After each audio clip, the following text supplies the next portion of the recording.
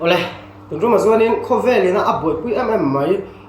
covid-19 coronavirus atia an ko changchin le a phena thilin thup thil changchin kanon soido na nia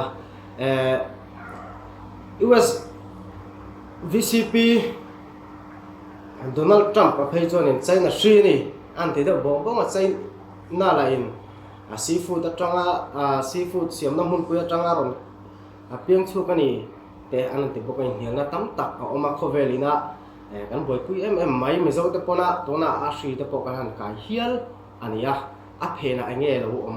a phena hian thilin thup ange ti ka kan hai lang don ani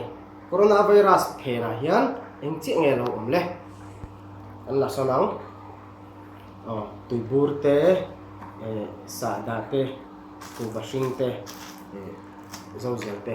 a omani hei khovelina in hialna atam na khovelin hialna ti tam tu a phena thil oman sia si lo hai kanan hai lo ta ani a sia piangin lo the da tai la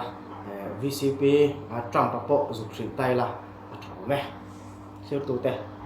ni vai mong tha ka ko le